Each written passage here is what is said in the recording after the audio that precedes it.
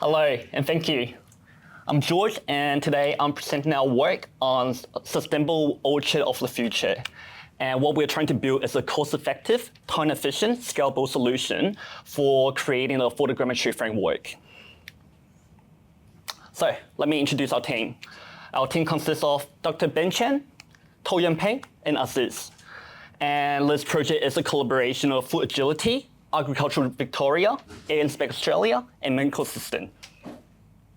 So yeah, thank you, Robert, for mentioning. Our team was fortunate to receive an award for research and innovation for Vice Chancellor. Okay, let's look at the challenge. So to name a few of challenges in agricultural, they are climate change, soil degradation, water scarcity, and labor shortage, and so much more, right? And so now we know the challenge, and let's see what we are working with. So what we are seeing here is a research farm in Tatura, and this is called a Sundale farm. So this farm is equipped with various IoT sensors. So the sensors can include soil moisture content sensor, include temperature sensor, and irrigation system that can be controlled by solenoid. So how are we addressing the challenges? So we're addressing the challenge with digital twin. And digital twin is a virtual representation of an object or system that spans its life cycle. It's updated from real-time data and uses simulation, machine learning, and reasoning to help decision making.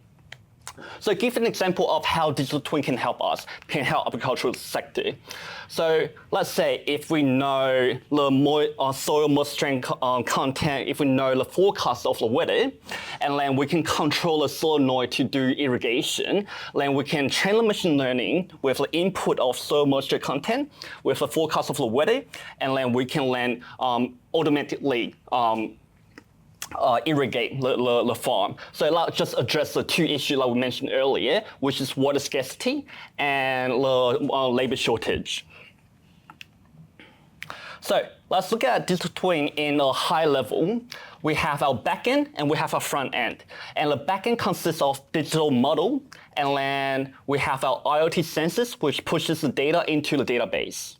And in the front end, we have our visualization. And this visualization enables the farmers to control and see what are the changes, and this would be represented with color code.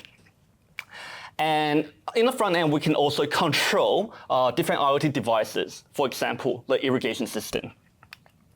And in this presentation, we want to focus on the creation of digital model. So this is a short demonstration of our digital model and why it's important to have a highly accurate digital model.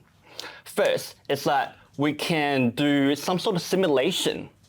And what we're seeing here is a light simulation. So why is it important to have light simulation? So this enables us to have the solar panel to be positioned in the optimal position where it can receive the optimal power consumption, it can receive the optimal energy, and it can also provide the shading for the plants. So this is called agrivoltaic. And also we can have this immersive experience where the farmers can do AR, VR walkthrough, so they don't have to be on site, but they can still inspect the plants. And this can also be used for educational purpose, can be used for health and safety. So, and last but not least, this can be used for layout planning. We can do planning for the plants, planning for the IoT devices, and planning for the access paths. So, how do we build a model? We build a model with a technical photogrammetry.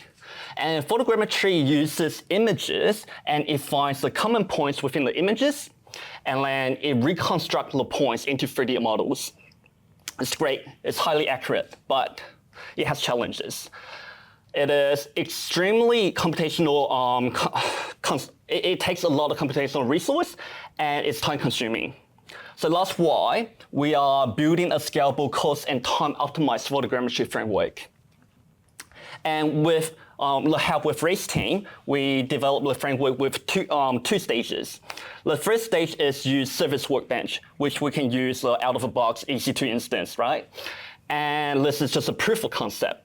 And stage 2, with the help with, shout out to Patrick, Muhammad, to set up the infrastructure with EC2 instance and FSX storage. So next slide is our results section. So what we are doing here is to find the optimal balance between the time and the cost for creating the photogrammetry 3D model.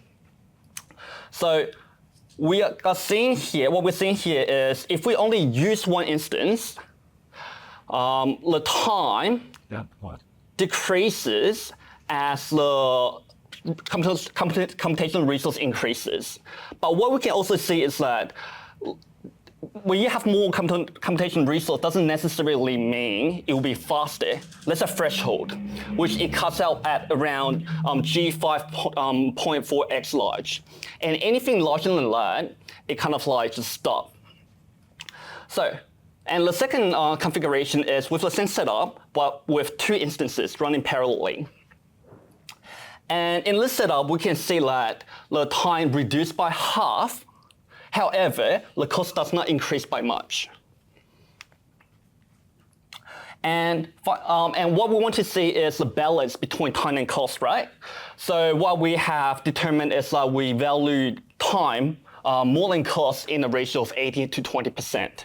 And what we have found is the weighted sum of the configuration, 2 times G5.4x large is the most optimal configuration for us.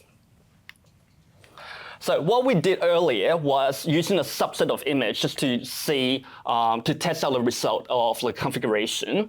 And what we're doing here is to use a full data set. The full data set consists of 3,300 images, total of 100 gigabytes. So if we use like a everyday computational resource, which we use like G4DN for X large, and that would take us 40-something hours to reconstruct this 3D model.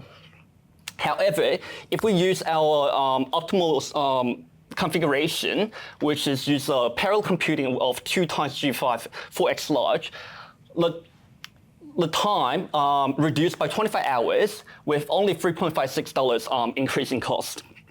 So just imagine we're only using 2 instances right now. If we use 4, if we use 8 instances, the cost would not increase by much, but the time would reduce significantly. So with the support of EIP and RACE outcome, RACE provided funding for us to build this framework and then the technical assistance as well. And for us to build a framework that will reduce the development cost of digital twin and consequently reduce the lower the entry of barrier for the farmers to use this system. And when more people are using our framework and our system, then it can enhance the crop yield, optimize resources, and improve precision agriculture.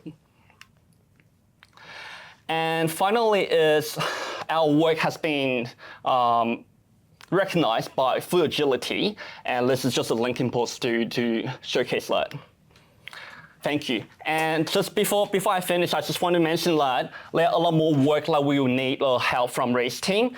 Since this is a digital twin, so there are next process, which is to integrate the data into the model. And I can just see so much more opportunity here. Thank you. Thanks, George.